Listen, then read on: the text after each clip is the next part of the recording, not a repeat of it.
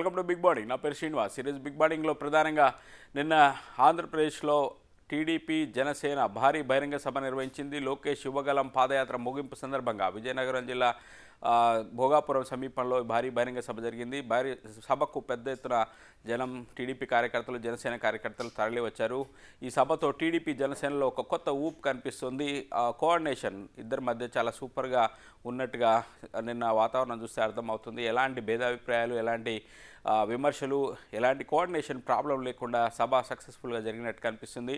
సభలో టీడీపీతో పాటు జనసేన జెండాలు కూడా పెద్ద ఎత్తున కనిపించాయి. పవన్ కళ్యాణ్ కూడా సమప్రాధాన్యత లభించినట్టుగా అక్కడ వాతావరణం లభిస్తుంది. టీడీపీ శ్రేణులు పూర్తి స్థాయిలో పవన్ కళ్యాణ్ని ఆహ్వానించినట్టుగా కూడా వాతావరణం కనిపించింది. ఈ సభా వేదికగా వైసీపీ ప్రభుత్వం పైన, జగన్మోహన్ రెడ్డి సర్కార్ పైన పూర్తి స్థాయిలో టీడీపీ జనసేన నాయకులు విమర్శలు గుప్పించారు. ప్రధానంగా చంద్రబాబు నాయుడు పవన్ కళ్యాణ్ పూర్తి స్థాయిలో విమర్శలు గుప్పించారు. జగన్మోహన్ రెడ్డి పైన, వైసీపీ సర్కార్ పైన. వైసీపీ ప్రభుత్వం పని అయిపోయింది, ఇక ఆ పార్టీని, ఆ ప్రభుత్వాన్ని కాపాడేవాడు ఎవరూ లేరు. ప్రజలు ఖచ్చితంగా టీడీపీ జనసేన కూటమి వైపు ఉండబోతున్నారు. ఇక ముందు కార్యకర్తలు, చదువుకున్న వాళ్ళు, చైతన్యవంతులైన వాళ్ళు ఒక గంట పాటు రాష్ట్ర భవిష్యత్తు కోసం ఆలోచించాలి. ఎవరిని ఎన్నుకుంటే బాగుంటుందనే దానిపైన సమాజంలో చైతన్యం తీసుకురావాలంటూ ఆయన పిలిపించారు. ఖచ్చితంగా జగన్మోహన్ రెడ్డి సర్కార్కు కాలం చెల్లింది. ఆయన ఎంఆర్ఓలను ట్రాన్స్ఫర్ చేసినట్టు ఎమ్మెల్యేలని ట్రాన్స్ఫర్ చేస్తున్నాడు. పూర్తి స్థాయిలో ఆయన ఎన్ని ప్రయత్నాలు చేసినా కూడా ఇక గెలిచే అవకాశం లేదని చంద్రబాబు తేల్చి చెప్పారు. మరో పవన్ కళ్యాణ్ కూడా జగన్మోహన్ రెడ్డి పైన పూర్తి స్థాయిలో విరుచుకుపడ్డ పరిస్థితి కనిపిస్తుంది. ఆయన కూడా ఎమ్మెల్యేల ట్రాన్స్ఫర్లకు సంబంధించి ఇతర అంశాలపైన కూడా తీవ్రస్థాయిలో విరుచుకుపడ్డారు. చంద్రబాబు నాయుడు నాలాంటి వాళ్ళనే జగన్మోహన్ రెడ్డి సర్కారు వేధింపులకు గురిచేస్తుంది, ఇక సామాన్యుల పరిస్థితి మళ్ళీ గెలిస్తే వీధి పోరాటాలు తప్పవంటూ ఆయన హెచ్చరించారు. నారా లోకేష్ కూడా తన పాదయాత్ర అనుభవాలను జనంతో పంచుకున్నారు. పాదయాత్రలో జగన్మోహన్ రెడ్డి సర్కారు అనేక రకాలుగా నన్ను ఇబ్బందులు పెట్టింది, అయినా కూడా తట్టుకొని నిలబడి ప్రజల కోసం నిలబడ్డాం. ఖచ్చితంగా ప్రజలను వేధించిన అధికారులను, వాళ్ళని ఎవరిని కూడా వదిలిపెట్టే ప్రసక్తే లేదంటే ఒక రెడ్ బుక్ను కూడా ఆయన చూపించిన పరిస్థితి అయితే ఉంది. మొత్తంగా అయితే నిన్న జరిగిన భారీ బహిరంగ సభ టీడీపీ జనసేన ఒక కోఆర్డినేషన్కు ఖచ్చితంగా సక్సెస్ అయినట్టుగా కనిపిస్తుంది. పూర్తి స్థాయిలో అది ప్రజల్లోకి ఎంతవరకు వెళ్ళబోతుంది, దానివల్ల ఎంతవరకు టీడీపీ జనసేన లాభపడతాయి, వైసీపీ దీనిపైన కౌంటర్ ఏం ఇవ్వబోతుంది, వీటన్నిటిపైన ఈరోజు చర్చించే ప్రయత్నం చేద్దాం. వైఎస్ఆర్సీపీ అధికార ప్రతినిధి వేణుగోపాల్ గారు ప్రస్తుతం మనకు లైవ్లో అందుబాటులో ఉన్నారు. వేణు గారు నమస్కారం. సార్ నమస్తే సార్, శ్రీనివాస్ గారు. వేణు గారు, నిన్న మీటింగ్ చూసే ఉంటారు, ఫాలో అయి ఉంటారు. పూర్తి స్థాయిలో పెద్ద ఎత్తున జనం కూడా తరలి వచ్చినట్టు కనిపిస్తుంది. ఎట్లా ఉంది నాయకుల స్పీచ్లు? జగన్మోహన్ రెడ్డి సర్కార్ పైన, జగన్ పైన పూర్తి స్థాయిలో విరుచుకుపడ్డ పరిస్థితి ఉంది. జగన్కు కాలం చెల్లిందని చెప్తున్నారు. ఒక కోఆర్డినేషన్ మీటింగ్ అయితే ఆ వరకు అయితే బాగానే సక్సెస్ అయినట్టుగా కనిపిస్తుంది కదా వాతావరణం చూస్తే. శ్రీనివాస్ గారు, వాయిస్ వినపడుతుందా? యా చెప్పండి. శ్రీనివాస్ గారు, మీకు అదే విధంగా ప్యానెల్లో పాల్గొంటున్న వివిధ రాజకీయ పార్టీ నాయకులకి, బిగ్ టీవీ ప్రేక్షకులకి శుభోదయం, మా నమస్కారము. శ్రీనివాస్ గారు, నిన్న ఏదైతే చంద్రబాబు నాయుడు గారు కానీ, లోకేష్ గారు కానీ, పవన్ కళ్యాణ్ కానీ మాటలు వింటుంటే దెయ్యాలు వేదాలు వల్లిస్తున్నట్లుండాలి. ఈరోజు రాష్ట్ర ముఖ్యమంత్రి వైఎస్ జగన్మోహన్ రెడ్డి గారికి భయపడి ఒంటరిగా పోటీ చేసే ధైర్యం చేయలేక వీళ్ళ ముగ్గురు ఈరోజు జగన్మోహన్ రెడ్డి గారిని నిన్న సభాముఖంగా సవాల్ చేస్తున్నారు. చంద్రబాబు నాయుడు ఏమో వైసీపీ ఓటమి ఖాయమంట, లోకేష్ గారేమో యుద్ధం మొదలైందంట, పవన్ కళ్యాణ్ ఏమో మారాల్సింది ఎమ్మెల్యేలు కాదు జగన్ అంట. మీరు ఒంటరిగా నిలబడడానికే, జగన్మోహన్ రెడ్డి గారికి ఎదురుగా నిలబడడానికే భయపడి ఏడుస్తున్నారు. మేము ఒంటరిగా పోతే డిపాజిట్లు రావు అని గతంలో పవన్ కళ్యాణ్ చెప్పడం చూసాము. అదే విధంగా చంద్రబాబు నాయుడు గారు ఒంటరిగా పోతే మళ్ళీ ఏదైతే 2019లో ఏ విధంగా ఓటమి చెందామో ఆ విధంగా మళ్ళీ 2024లో ఓటమి చెందుతామని పవన్ కళ్యాణ్ కాల్లో చేయ పట్టుకొని, వీళ్ళిద్దరూ కలిపి బీజేపీ కాల్లో చేయ పట్టుకొని వచ్చే ప్రయత్నం చేస్తున్నారు. మరి మీరు బాగా పొడిచునుంటే, బాగా ఉద్ధరించునుంటే, రాష్ట్రంలో ముగ్గురు కలిసి 2014లో వచ్చారు కదా, మరి ఎందుకు తిరిగి 2019లో అడగలేకపోయారు? మీరు ఏదైతే ఇచ్చిన హామీలు కానీ, మీరు ఇచ్చిన ఏదైతే సంక్షేమం కానీ, అభివృద్ధి కానీ ఎందుకు చెప్పుకోలేకపోయారు 2019లో? 2019లో ఆ రోజు చెప్పి, మేము ఇది చేశాము, ఈ సంక్షేమం చేశాము, ఈ అభివృద్ధి కార్యక్రమాలు చేశాము, మమ్మల్ని ఆదరించండి అని ముగ్గురు ఎందుకు కలిసి అడగలేకపోయారు? మీరు ఆ రోజు ఇచ్చిన హామీలు అమలు చేయకపోగా అదే పవన్ కళ్యాణ్ చంద్రబాబు నాయుడిని విమర్శించాడు. రాష్ట్రంలో నిరుద్యోగులకు ఉద్యోగాలు ఇచ్చా అంటే చంద్రబాబు నాయుడు కొడుకు మాత్రం 2 ఉద్యోగాలు ఇచ్చాడు.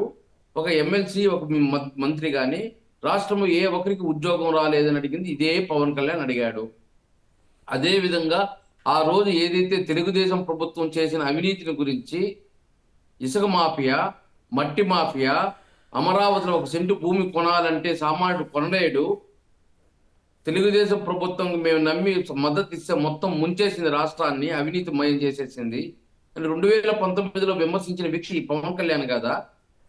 అదే విధంగా భారతీయ జనతా పార్టీ ఇస్తారన్న హామీలు ఏదైతే రాష్ట్ర విభజన అంశాలు కానీ, హోదా కానీ ఇవ్వలేదని చెప్పి ఆ రోజు అడిగింది ఈయన కదా.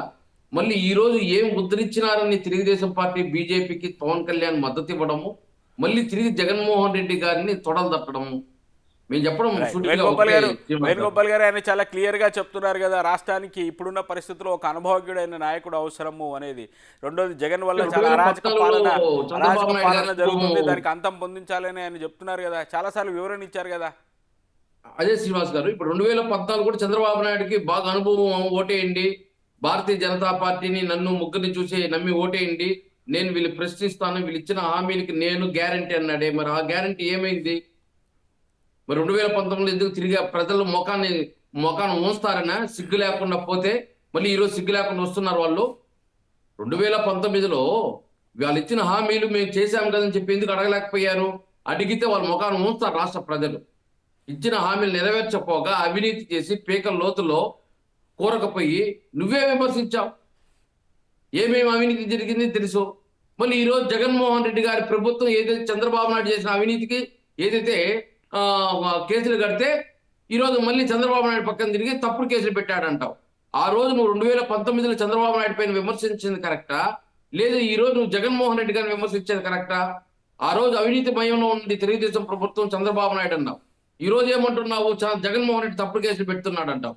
నీ మాట ఏ విధంగా రాష్ట్ర ప్రజలు నమ్మాలి పవన్ కళ్యాణ్? ఈ రోజు నువ్వు ప్యాకేజీకి వాళ్ళ అధికారం కోసం ఈ రోజు మళ్ళీ రాష్ట్ర ప్రజలు నమ్మించే ప్రయత్నం చేస్తున్నారు. కానీ ఖచ్చితంగా రాష్ట్ర ప్రజలు నమ్మే పరిస్థితి లేదు. మీరు ఇచ్చిన హామీలు ఏమైంది? 650 హామీలు ఇచ్చారు రాష్ట్రానికి. ఏదైతే 87,000 వాళ్ళ గురించి ఎందుకు లేండి, ఇప్పుడు మీరు 5 ఏళ్ల పరిపాలన మీ గురించి మాట్లాడుకోవాలి కదా. రైట్ అండి. జనసేన అధికార ప్రతినిధి రాయపాటి అరుణ గారు లైవ్ లో జాయిన్ అయ్యారు. అరుణ గారు నమస్కారం. నమస్తే అండి. అలాగే సప్తగిరి ప్రసాద్ గారు టీడీపీ అధికార ప్రతినిధి, వారు కూడా జాయిన్ అయ్యారు. ప్రసాద్ గారు నమస్కారం. నమస్కారం సార్, మీకు కూడా. రైట్. అరుణ గారు, ఏంటి ఎట్లా అనిపించింది నిన్న మీటింగ్? ఒక కోఆర్డినేషన్ మీటింగ్ లాగా చూశారు, ఒక రకంగా ఎన్నికల శంకరామన్ పూరించినట్టుగా చెప్తున్నారు. ఎట్లా అనిపించింది కోఆర్డినేషన్ మీటింగు? ఆ బహిరంగ సభ, టీడీపీ జనసేన జెండాలు ఒక్కో చేట పెద్ద ఎత్తున కనపడడం, ఇద్దరు అగ్రనాయకులు ఒకే చేట కూర్చోవడం, ఒక దిశానిర్దేశం 2 పార్టీల శ్రేణులకు వెళ్ళింది అనుకుంటున్నారా? తప్పనిసరిగా అండి. నిన్నటి సభ గనక మనం గమనించినట్లయితే గతంలో ఎన్నడూ కనీ విని ఎరుగని రీతిలో ఇరు పార్టీలకు సంబంధించిన కార్యకర్తలు, నాయకులు ఒకే వేదిక మీద రాబోయే రాష్ట్రం యొక్క భవిష్యత్తును తమ భుజాల మీద మోసే సైనికులుగా మాకు కనిపించారు. అటు టీడీపీ నుంచి కానివ్వండి, ఇటు జనసేన వైపు నుంచి కానివ్వండి. అలాగే ఇరు పార్టీల యొక్క నాయకుల ప్రసంగాలు గనక మనం విన్నట్లయితే ఎక్కడ కూడా ఈ వైసీపీ రెచ్చగొడుతున్నట్లుగా, ఈ వైసీపీ పుల్లలు పెడుతున్నట్లుగా, వ్యక్తిగత స్వార్థాలకు పోకుండా కేవలం సమాజం గురించి, రాష్ట్ర భవిష్యత్తు గురించి, అభివృద్ధి గురించే వాళ్ళ ప్రసంగాలు కూడా ఇరు పార్టీల నాయకులు కొనసాగాయి. అందులోనూ ప్రత్యేకించి మా అధ్యక్షులు శ్రీ పవన్ కళ్యాణ్ గారి యొక్క ప్రసంగం గురించి కనుక చెప్పాలనుకుంటే ఆయన క్లియర్ గా చెప్పారు. వ్యక్తిగత స్వార్థం గురించో, లేదా ఒక వర్గానికి లబ్ధి చేకూర్చడం గురించో, లేదా కొందరు నాయకులను తృప్తిపరచడం గురించో ఈ పొత్తులోకి వెళ్ళట్లేదు. ఇది క్లియర్ గా 2024 తర్వాత రాష్ట్ర భవిష్యత్తు అనేది కాన్స్టెంట్ గా, యూనిటీగా, ఒక ప్రాంతానికో, ఒక జిల్లాకో, ఒక వ్యక్తి యొక్క కాన్స్టిట్యున్సీకో పరిమితం కాకుండా రాష్ట్ర వ్యాప్తంగా అభివృద్ధి అనేది జరగాలి. అన్ని వర్గాలు అభివృద్ధిలో భాగస్వామ్యం అవ్వాలి, ప్రతిఫలాలు అనుభవించాలి అని చెప్పేసి క్లియర్ గా చెప్పడం జరిగింది. పొత్తు పెట్టుకున్నారని చెప్పేసి మాట్లాడుతున్న ఇప్పటి వరకు వేణుగోపాలన్ గారు మాట్లాడిన కొన్ని వర్డ్స్ విన్నాను నేను క్లియర్ గా. వాళ్ళు కలిసి వచ్చినా వీళ్ళు కలిసి వచ్చినా మమ్మల్ని ఏం చేయలేరు, గతంలో హామీలు నెరవేర్చి కనుక ఉంటే ఇప్పుడు ఎందుకు అడిగి ఉండేవాళ్ళు అని చెప్పేసి కొన్ని మాటలు అయితే మాట్లాడారు. దానికి సంబంధించి ఇప్పుడు నేను వేణుగోపాలన్న గారికి కాదు ఆన్సర్ చెప్తుంది, రాష్ట్ర ప్రజలకు చెప్తున్నాను.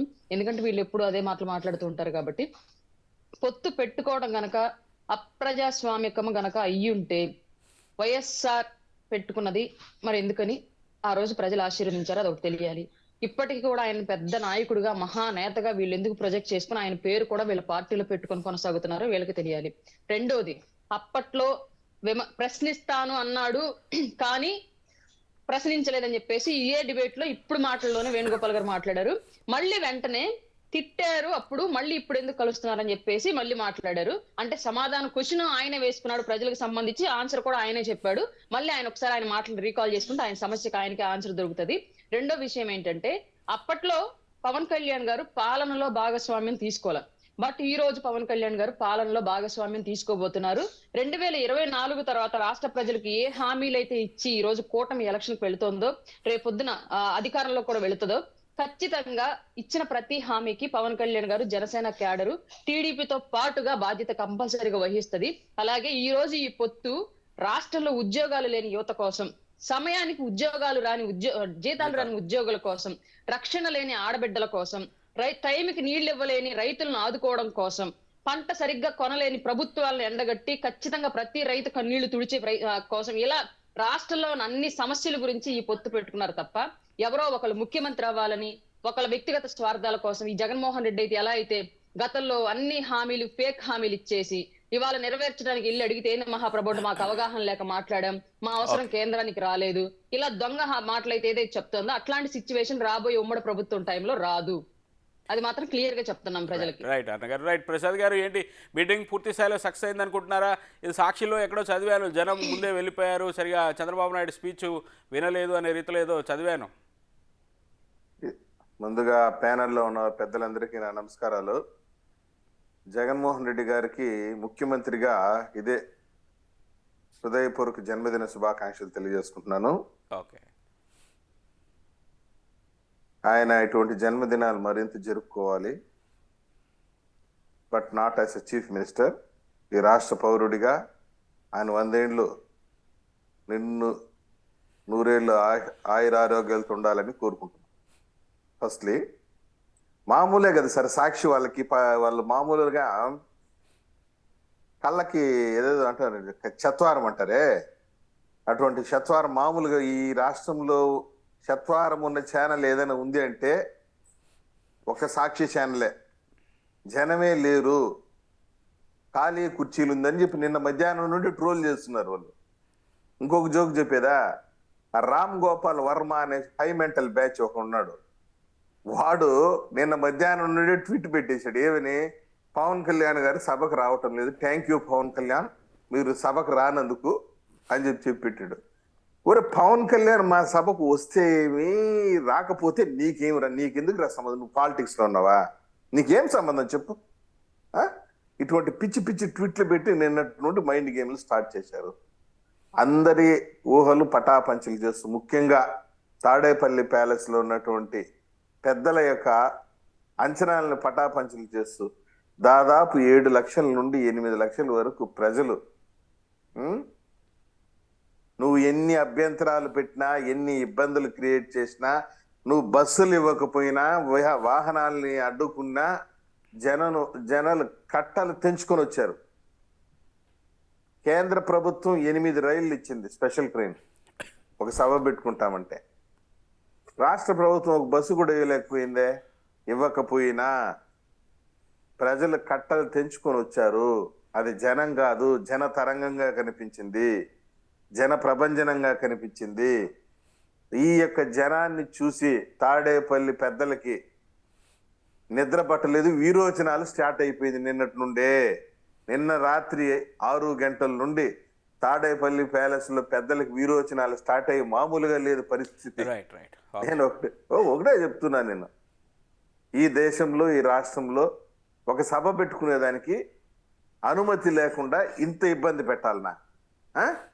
ఏమైపోయింది? నీ పోలీసు అడ్డంకులు అయితే ఏమి, నీ ఇబ్బందులు అయితే ఏమి, ఏమైపోయింది? నిన్న పటాపంచలు చేసుకుని వచ్చేసారు లేదు జనము.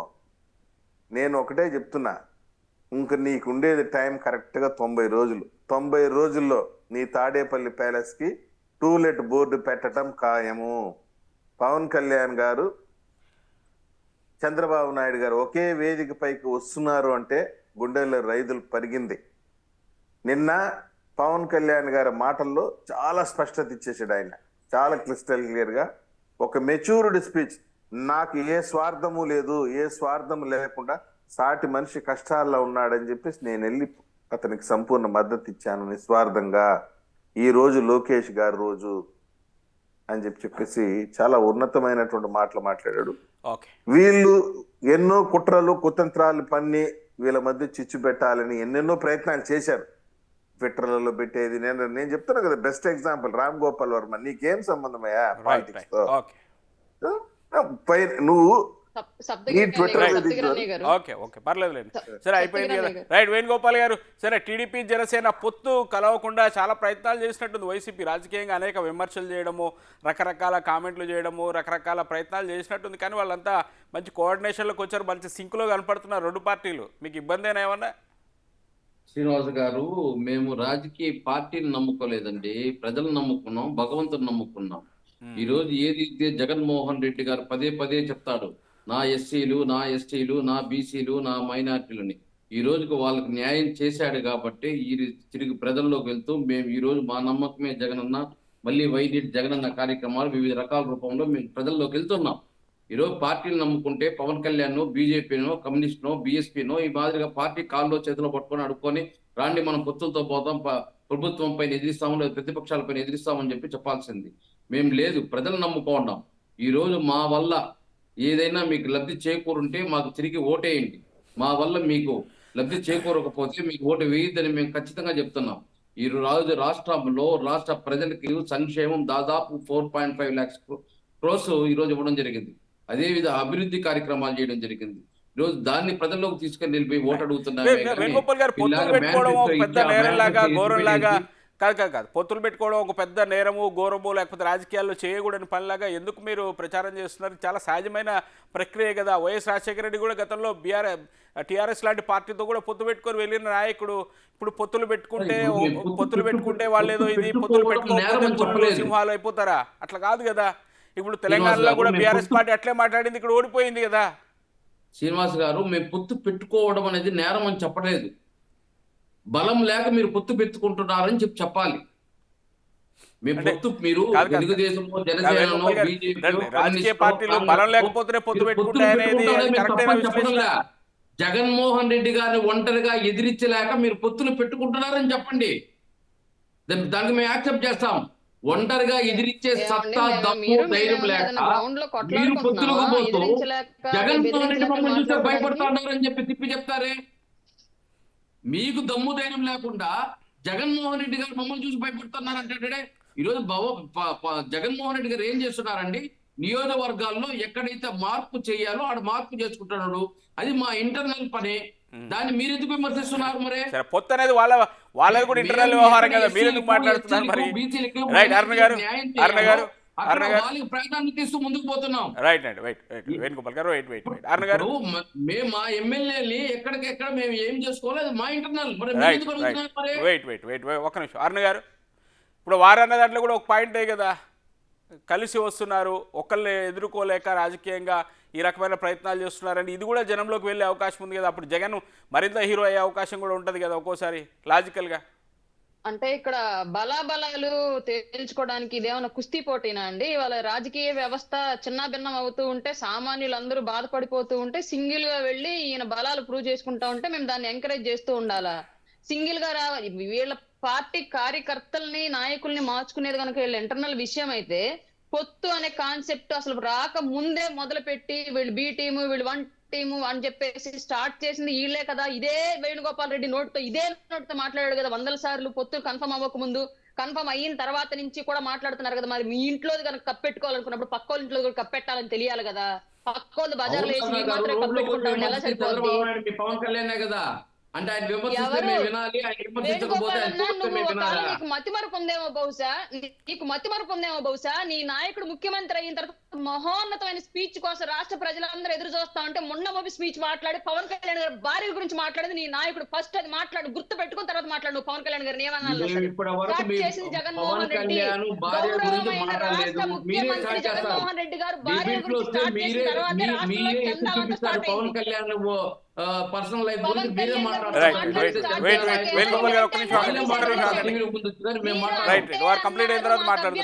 మీరు అనుకోండి, మాకు అభ్యంతరం లేదు, మీరు అనుకోండి. మీరు వ్యక్తిగతంగా విమర్శించుకుంటూనే మీరు రాజకీయంగా ముందుకెళ్ళండి, మాకు అభ్యంతరం ఏమీ లేదు. మేము అడుగుతుంది రాష్ట్ర ప్రజల గురించి సంబంధించిన విషయాలు మాత్రమే, దాని గురించి మాట్లాడండి మీరు. మాకు అంతకు మించి విషయం ఏమీ లేదు. రెండోది, ఇప్పుడు ఏదో అన్నారు ఒకటి, పవన్ కళ్యాణ్ చంద్రబాబు నాయుడు జగన్మోహన్ రెడ్డి గారి బొమ్మ చూస్తేనే భయం వేస్తుందా మాకు? ఎవరు బ్యానర్లు ఇవన్నీ వేయనీయకుండా, సభలకి రానివ్వకుండా, కనీసం ప్రచార రథాల మీద కూడా పేర్లు వేసుకొనివ్వకుండా ప్రాబ్లం క్రియేట్ చేస్తుంది. ఎవరి బొమ్మ చూసి ఎవరికి భయపెడుతుంటే రాష్ట్రంలో ఈ అడ్డగోలు జీవోలన్నీ వస్తున్నాయి, ఈ అడ్డగోలు సెక్షన్లన్నీ వస్తున్నాయి. ఈవెన్ పవన్ కళ్యాణ్ గారు సినిమా చూస్తే ప్రజలు ఎక్కడ ఆయన ఓన్ చేసుకుంటారని భయపడి సినిమాలు కూడా రిలీజ్ చేయనీయకుండా అడ్డుకున్న చూశారు కదా, ప్రభుత్వం ఇది. తెలంగాణలో ఎవరికి ఎంత భయం? ఇప్పుడు ఎవరు భయపడ్డారో. చూస్తే భయం కలుగుతుంది? అరుణ గారు, ఎవరు- తెలంగాణలో చూసాం పవన్ కదా, కళ్యాణ్ గారు సినిమా పవన్ కళ్యాణ్ చూసి ఎంత భయపడ్డారో రేట్లు తగ్గించిన అన్ని తెలంగాణలో రకాలుగా చూసారు. మీరు మేం కాదు. ఇక్కడ భయం పుడుతోంది జగన్మోహన్ రెడ్డి గారికి కాబట్టే 70 మంది సలహాదారులు ఎనికిడుతుండే ఆయన భయాన్ని బయటకు కానరానివ్వకుండా ప్రొటెక్ట్ చేస్తున్నారు. ప్రతి మీటింగ్ వచ్చి సజ్జల రామకృష్ణారెడ్డి మాట్లాడుతున్నాడు తప్ప జగన్మోహన్ రెడ్డి మాట్లాడట్లేదు. ఎందుకంటే అతను అన్ఫిట్ అనేది బయటకు తెలియకుండానికి మీ వర్గం మొత్తం అతను ప్రొటెక్ట్ చేస్తూ సమాజాన్ని నాశనం చేస్తుంది. ఈ విషయం ప్రజలందరికీ తెలుసు. రైట్ అరుణ్ గారు, ఈ రోజు ఏదో బహిరంగ సభ ఉంటుంది, మాట్లాడుతున్నామో చూద్దాం. రైట్ ప్రసాద్ గారు ఈ పొత్తులకు సంబంధించి టీడీపీ పూర్తి స్థాయిలో కార్యకర్తల్ని వీళ్ళందరినీ ప్రజలను కన్విన్స్ చేయగలుగుతుందా? వైసీపీ చెప్తుంది భయపడే కలిసి వస్తున్నారు, పొత్తులు పెట్టుకుంటున్నారు, మమ్మల్ని చూసి వణికిపోతున్నారు. ఇట్లాంటివి వచ్చినప్పుడు జగన్మోహన్ రెడ్డి హీరో అనే ఒక వర్షన్ కూడా వెళ్ళే అవకాశం ఉంటుంది కదా, కన్విన్స్ చేయగలుగుతారా ప్రజల్ని? జగన్మోహన్ రెడ్డిది నిన్న మొన్నటి వరకు హీరో ఫేస్ అనుకున్నాం సార్. నిన్నటి వరకు తేలిపోయింది అది కామెడీ ఫేస్ అని, కామెడీ పీస్ అది. ఎందుకంటే అట్లా మేమెందుకు భయపడతామయ్యా? మా సభలకు బస్సు రానియకుండా అడ్డుకుని నువ్వు భయపడ్డావు, మా పోస్టర్ లేనియకుండా నీ మున్సిపల్ అధికారులు పెట్టించి అడ్డుకున్నావు, నువ్వు భయపడ్డావు. భయపడేవాడైతే ఇట్లా పనులు చేస్తాడా చెప్పు? నీకు ఏడో మనసులో ఒక భయం ఉండబట్టే కదా ఇట్లాంటి పనికి మాలిన పనులు చేస్తున్నావు. ఇంతకు ముందు యోగాలాన్ని ఎన్నిసార్లు అడ్డుకున్నావు, ఎన్నిసార్లు తప్పుడు కేసులు పెట్టావు, ఎన్ని ఇబ్బందులు క్రియేట్ చేసావు. ఇంతకు ముందు నువ్వు పాదయాత్ర చేసినట్టు మేము చేసాము ఇవన్నీ. ఒక డిప్లొమసీ మెయింటైన్ చేయవయ్యా బాబు. నీకు 150 సీట్లు ఇచ్చింది ఇట్లా పనికి మాలిన పనులు చేయడానికి. నువ్వు భయపడ్డావు. ఒక బ్యానర్ కట్టినవు, ఒక పోస్టర్ కట్టినవు, నీ పోలీసులు అడ్డుకుంటారు. ఇవన్నీ భయంతో చేసినటువంటి పనులు కదా. మాకి నిన్ను చూసి భయపడాల్సిన అవసరం. నువ్వైనా స్వతంత్ర సమరయోధుడివా? మీ నాయనతో పోరాడినా, మీ తాతతో కూడా పోరాడిన పార్టీ తెలుగుదేశం పార్టీ.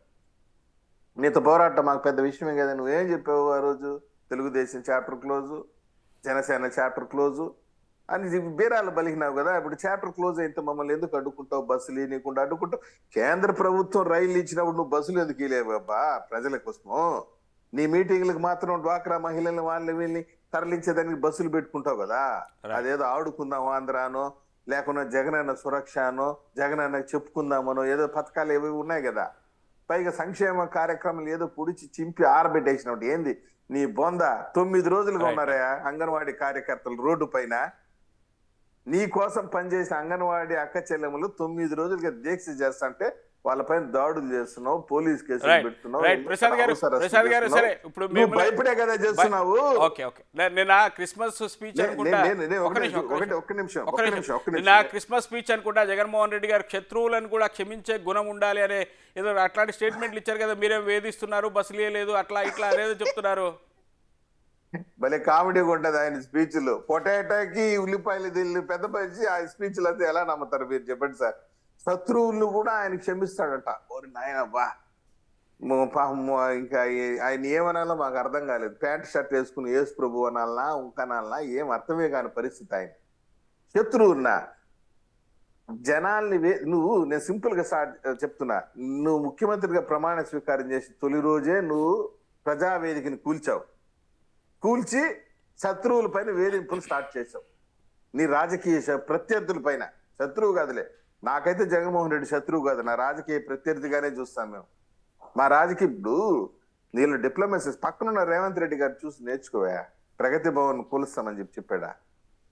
చెప్పు, ప్రగతి భవన్ కూల్చాడా? అని ఎంత చక్కగా పబ్లిక్ కి అందుబాటులోకి తీసుకొచ్చాడు చెప్పండి. If I'm correct, if my memory goes correct, దాన్ని మన డిప్యూటీ చీఫ్ మినిస్టర్ యొక్క రెసిడెన్షియల్ బంగ్లాగా చేశాడని అనుకుంటున్నాను. డిప్యూటీ చీఫ్ మినిస్టర్ ఒక దళితుడికి దాని రెసిడెన్షియల్ బంగ్లాగా చేశాడు. అది ఆయన గొప్పతనం. He's a tall leader. ఆయన చూసి నేర్చుకో. రైట్ అరుణ్ గారు, ఏంటి ఎట్లా చూస్తున్నారు జగన్మోహన్ రెడ్డి స్టేట్మెంట్? సరే మీరేమో వేధిస్తున్నారు, చంద్రబాబు నాయుడు జైలుకి పంపించారు, నన్ను ఆంధ్రప్రదేశ్లోకి ఎంటర్ కాకుండా అడ్డుకున్నారు, రకరకాల కామెంట్లు మీరు పవన్ కళ్యాణ్ గారు వీరంతా చేస్తున్నారు. కానేమో ఆయన ఓకంగా శత్రువులను క్షమించే గుణం ఉండాలనే ఒక పెద్ద స్టేట్మెంట్ ఇచ్చారు నిన్న. సార్, ఆడబిడ్డల భవిష్యత్తు గురించి పట్టించుకోలేని ముఖ్యమంత్రి సాటి వ్యక్తి యొక్క భార్యల గురించి, ఆడపిల్లలు అన్న విషయం మర్చిపోయి ఇష్టారీతిగా చట్టసభల్లోనూ ప్లస్ బహిరంగ ప్రజా వేదికల్లో కూడా ఇష్టారీతిగా పరుషమైన పదాలతో వల్గర్ లాంగ్వేజ్ మాట్లాడే ముఖ్యమంత్రి ఒక జీసస్ క్రైస్ట్ సెమీ క్రిస్మస్ వేడుకలకి వెళ్ళి అట్లాంటి మాటలు మాట్లాడడం, సైతాన్ వచ్చి వేదాలు బైబిల్ చదివినట్లే ఉందండి. నాకైతే నిజంగా సైతానే వెళ్ళి నిన్న అక్కడ బైబిల్ వాక్యాలు చెప్పిందని చెప్పేసి నేను భావిస్తున్నాను. ఎందుకంటే జగన్మోహన్ రెడ్డి అధికారం మనోభావాలు దెబ్బతింటాయి, అట్లా అంత పెద్ద వర్డ్ వద్దులేండి. లేదండి, ఆయన మాట్లాడే నేను వాళ్ళు అనట్లేదు. పవన్ ఎస్పెషల్లీ జగన్మోహన్ రెడ్డి గారిని ఆయన స్పీచ్ ని మాత్రమే అంటున్నా, ఇంకా నేను వేరే ఎవరిని అనట్లే. ఎందుకంటే నేను కూడా అదే కాబట్టి ప్రాబ్లం లేదు దాని గురించి. ఆయన మాట్లాడిన మాటలకి ఆయన చేస్తున్న చేష్టలకి ఏమన్నా సంబంధం ఉందండి? వచ్చిన దగ్గర నుంచి రివర్స్ టెండరింగ్ పేరుతోటి అప్పట్లో ఉన్న టీడీపీకి అనుకూలస్తులైన వాళ్ళ కాంట్రాక్టులన్నీ క్యాన్సిల్ చేసి కొత్తగా వైసీపీ వాళ్ళకి ఇస్తానని చెప్పేసి చెప్పాడు. వైసీపీ వాళ్ళకి ఇచ్చాడు, పనులు చేయించాడా? మరి అక్కడ నీ దగ్గర క్షమాగుణం ఎక్కడుంది? ప్రజావేదిక కోల్చడం దగ్గర నుంచి రాష్ట్రంలో ఉన్న అన్ని టీడీపీ భవనాలకు సంబంధించి లేదంటే టీడీపీ అనుకూలస్తుల వ్యాపార సంస్థలకు సంబంధించి అన్నింటినీ కూలగొట్టాడా? నీకు అక్కడెక్కడ కనిపించింది? పైగా అమరావతి ప్రాంతంలో కమ్మ సామాజిక వర్గం వాళ్ళు ఎక్కువ ఉన్నారు, కమ్మ వాళ్ళకి మాత్రమే రాజధానిలో ప్లేస్ ఉంది, మనకు లేదు అని చెప్పేసి కేవలం ఒక కులానికే అమరావతిని ఆపాదించి ఇప్పటి వరకు రాజధాని పూర్తి చేయకుండా 3 ముక్కలు ఆట ఆడుతా ఉన్నాడా? ఇంకా అక్కడెక్కడ క్షమాగుణం ఉంది ఇతని దగ్గర? పైగా రాష్ట్రంలో ఏ గ్రామంలో అయినా సరే ప్రతిపక్ష పార్టీ జెండా కనిపిస్తే, ప్రతిపక్ష కార్యకర్త కనిపిస్తే అతని మీద వేధింపులు, అడ్డగోలు కేసులు, చిన్నపాటి సభ కూడా జరగనివ్వకుండా చేస్తా ఉన్నాడు. అడ్డగోలు జీవోలు తీసుకొచ్చి ఇంకా అక్కడ క్షమాగుణం ఉంది. ఇప్పుడు చెప్పండి, మీరు ఆయన మాట్లాడే మాటకి అతని వ్యవహార శైలికి ఏమన్నా సంబంధం ఉందా? రైట్ వేణుగోపాల్ గారు, ప్రతి చోట ఇంతే జరుగుతుంది కదా. రైట్, అంత దయాగుణం అంత క్షమాగుణం ఉందా సీఎం గారిలో? శ్రీనివాస్ గారు, ఈ రోజు జగన్మోహన్ రెడ్డి గారు వీళ్ళు చెప్తున్నారు ఏదో కక్షపూరితంగా వీళ్ళు అడ్డుకుంటున్నారు, ట్రైన్లు అడ్డుకుంటున్నారు, బస్సులు అడ్డుకుంటున్నారు, వీళ్ళు ఇవి ప్రోగ్రామ్ చేయకుండా అడ్డుకుంటున్నారు. ప్రోగ్రాంలు చేయకునే వీళ్ళే పాదయాత్ర ఏ విధంగా చేశారు? జగన్మోహన్ రెడ్డి గారు అడ్డుకో ఉంటే ఈ రోజు నిన్న యువగలం పాదయాత్రను ఏ విధంగా ముగించగలిగారు? అంటే వీళ్ళు ఏదో బురద జల్లేది పసలైన ఆరోపణ చేసేసి జగన్మోహన్ రెడ్డి గారు చేసిన అభివృద్ధిని, సంక్షేమాన్ని ఏ విధంగా కనపడకూడదని ఈ రోజు పేదవాడికి పక్కన నిలబడిన జగన్మోహన్ రెడ్డిని అడుగడుగున అడ్డుపడుతుంది వీళ్ళు. సంక్షేమం ఇస్తే వెనుజులా అయిపోతుంది, జింబాబే అయిపోతుంది, శ్రీలంక అయిపోతుంది చెప్పి మాట్లాడేది వీళ్ళు. అభివృద్ధి చేస్తే ఇళ్ల పట్టాలు ఇస్తే దానిపైన కోర్టులో కేసులు వేసి వాళ్ళకి పట్టాలు లేకుండా రాకుండా అడ్డుపడేది వీళ్ళు. పేదవాడికి మాత్రం సంక్షేమం ఇవ్వకూడదు, అభివృద్ధి ఇవ్వకూడదు, కోట్లు మాత్రం కావాలి ఈ ప్రతిపక్షాలకి. జగన్మోహన్ రెడ్డి గారు మాత్రం పేదవాడి పక్కన నిలబడుకుంటే వీళ్ళు ఏదో యోగలం చేస్తున్న అడ్డుకుంటారంట, బస్సు యాత్ర అడ్డుకుంటారంట, వారాహి అడ్డుకుంటారంట. మరి ఇవన్నీ అడ్డుకుంటారంటే ఏ విధంగా తిరుగుతున్నారు? ఈవో 1 అనేది తెచ్చింది దేనికోసం తెచ్చారు? భద్రత కోసం తెచ్చారు. ఎవరికి ఎక్కడ చెప్పండి అరుణ గారు, ఫాస్ట్ గా చెప్పండి ఒక మాట. సార్, పట్టాల విషయం వచ్చినప్పటికీ వేణుగోపాల్ గారికి వైసీపీ వాళ్ళకి మాట్లాడే అర్హత కూడా లేదు. ఎందుకంటే R3 జోన్లు ఇళ్ల పట్టాలు ఇవ్వచ్చు అని తెలిసినా సరే కేవలం ప్రతిపక్షాల మీద బురద జల్లడానికి R5 జోన్లు ఇళ్ల స్థలాలు ఇచ్చి నాటకం ఆడారు. జగన్మోహన్ రెడ్డి గారి పైన కోర్టు పరిధిలో ఉన్నట్టుంది కదా, అది తర్వాత మాట్లాడుకుందాం. రైట్ వేణుగోపాల్ గారు. శ్రీనివాస్ గారు, ఈ రోజు అడుగడుగున అడ్డుపడుతుంది వీళ్ళు అడ్డుపడుతూ ఇప్పుడు వీళ్ళు ఏం చేశారు చెప్పుకోండి. గతంలో 15 సంవత్సరాలు పరిపాలించాడు ఉమ్మడి రాష్ట్రంగా ఉండేటప్పుడు చంద్రబాబు నాయుడు. మరి రాష్ట్రానికి ఈ విధంగా 10 లక్షల కోట్లు అప్పులు చేశారని చెప్తున్నారు. 6 లక్షల కోట్లు అప్పులు ఉండే ఏదైతే ఆర్థిక శాఖ మంత్రి కూడా పదే చెప్తుంటుంది. సంక్షేమం ఇస్తే అడ్డుపడేది వీళ్ళే, మళ్ళీ ఆ సంక్షేమం వీళ్ళేదో మాట్లాడేది వీళ్ళే, అభివృద్ధి చేస్తే అభివృద్ధికి అడ్డుపడేది వీళ్ళే, అభివృద్ధి చేసి మాట్లాడేది వీళ్ళే. వీళ్ళు ఏ విధంగా ప్రతిపక్షాలు జగన్మోహన్ రెడ్డి గారు. రైట్ వేణుగోపాల్ గారు, చివర్లో ఒక మాట, ఈ శత్రువులు కూడా క్షమించే గుణం ఉండాలని ఏదో కామెంట్ చేశారు, అది అట్లాంటి ఇది ఉందా? అంత విశాల హృదయం ఉందా జగన్ గారికి? ఆయన ఏదో చంద్రబాబు నాయుడు జైల్లో పెట్టారని రకరకాల విమర్శలు, ఆరోపణలు ఉన్నాయి కదా. లోకేష్ గారిని కానీ, పవన్ కళ్యాణ్ కానీ, ఎక్కడ కానీ ఎమ్మెల్యేలు కూడా గెలిపించలేదంటే రాష్ట్ర ప్రజలు జగన్మోహన్ రెడ్డి గారి క్షమాగుణం ఉండే కదా. వీళ్ళకి అసలు తిరిగే అర్హత ఉందా? ఓకే, కనీసం డిపాజిట్లు కూడా 2019లో మళ్ళీ వీళ్ళు సిగ్గు లేకుండా మేము కలిసి వస్తున్నాం, మమ్మల్ని ఆదరించండి ఏ విధంగా ముఖం పెట్టుకొని అడుగుతున్నారో మాకైతే అర్థం కావడం లేదు. రైట్ వేణుగోపాల్ గారు, చూద్దాం. మొత్తానికైతే ఒక కోఆర్డినేషన్ మీటింగ్ ఒక భారీ స్థాయిలో జరిగింది. ఇద్దరు అగ్రనాయకులు ఒకే వేదిక మీదకి వచ్చే ఒక సందేశాన్ని పార్టీ క్యాడర్లకు అలాగే రాష్ట్ర ప్రజలకు కూడా ఇచ్చారు. ప్రజలు దీన్ని ఏ రకంగా తీసుకుంటారు, అలాగే వైసీపీ ఏ స్థాయిలో దీని మీద కౌంటర్ చేయబోతుంది, జగన్మోహన్ రెడ్డి ఏం మాట్లాడతారు, వీటన్నిటిపైన భవిష్యత్తులో చర్చించే ప్రయత్నం చేద్దాం. థ్యాంక్ యూ వెరీ మచ్ అండి డిస్కషన్లో పార్టిసిపేట్ చేసినందుకు. ఇదే ఈరోజు బిగ్ మార్నింగ్ డిస్కషన్. రేపు బిగ్ మార్నింగ్లో మళ్ళీ కలుద్దాం. Stay tuned to big TV.